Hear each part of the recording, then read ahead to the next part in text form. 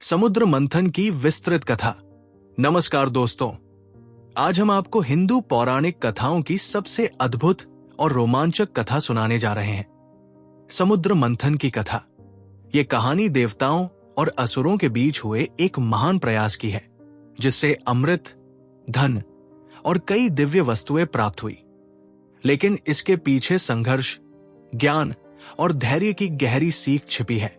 आइए जानते हैं इस कहानी को विस्तार से। एक समय ऐसा आया जब देवता कमजोर हो गए और असुर शक्तिशाली। असुरों ने देवताओं पर कई बार विजय प्राप्त की। परेशान होकर देवताओं ने भगवान विष्णु से सहायता मांगी। भगवान विष्णु ने सुझाव दिया कि सभी देवता और असुर मिलकर समुद्र मंथन करें। मंथन से अमृत निकलेगा, जिसे पीकर देवता फिर से अमर हो जाएंगे। समुद्र मंथन की तैयारी। 1. मंदराचल पर्वत और वासुकी नाग का चयन। मंथन के लिए मंदराचल पर्वत को मथानी और वासुकी नाग को रस्सी बनाया गया।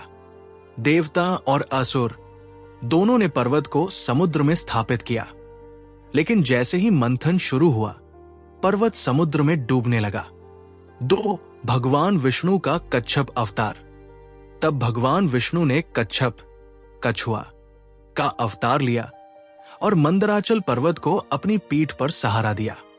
मंथन की प्रक्रिया और निकले रत्न। मंथन शुरू हुआ। देवता और असुर दोनों ने अपनी पूरी ताकत लगाई। मंथन के दौरान समुद्र से कई दिव्य वस्तुएं निकली। 1. हलाहल विष। सबसे पहले समुद्र से हलाहल विष निकला। यह विष इतना प्रचंड था कि इसकी चपेट में आने से पूरी सृष्टि नष्ट हो सकती थी। सभी देवता और असुर भयभीत हो गए और भगवान शिव से मदद मांगी। भगवान शिव ने यह विष पी लिया और इसे अपने कंठ में रोक लिया, जिससे उनका गला नीला हो गया। तभी से वे नीलकंठ कहलाए। 2. कामधेनु गाय। ये दिव्य गाय थी जो सभी इच्छाओं को पूरा कर सकती थी।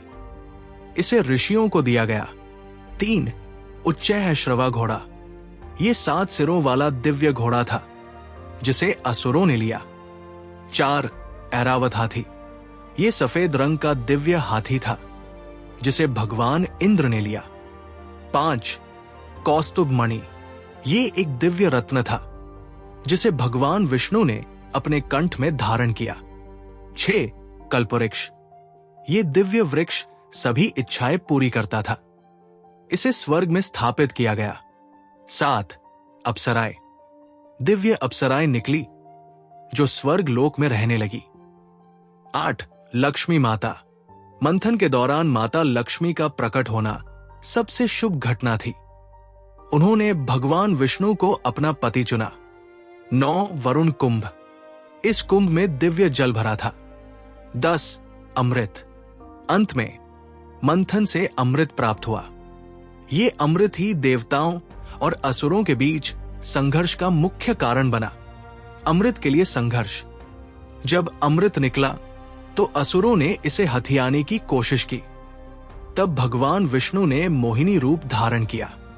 मोहिनी ने अपनी सुंदरता और चतुराई से असुरों को मोहित कर दिया और अमृत देवताओं को पिला दिया। असुरों को अमृत नहीं मिला और देवताओं ने फिर से अपनी शक्तियां प्राप्त कर ली। समुद्र मंथन का संदेश। ये कथा हमें कई जीवन मूल्यों की शिक्षा देती है।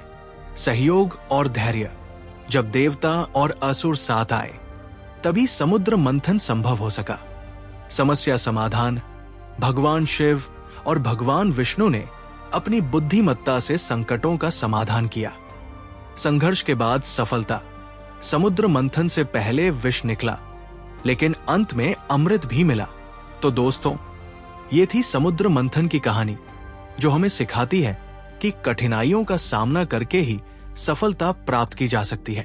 अगर आपको ये कहानी पसंद आई हो तो लाइक करें, सब्सक्राइब करें और कमेंट में बताएं कि आप अगली बार कौन सी कथा सुनना चाहेंगे। धन्यवाद।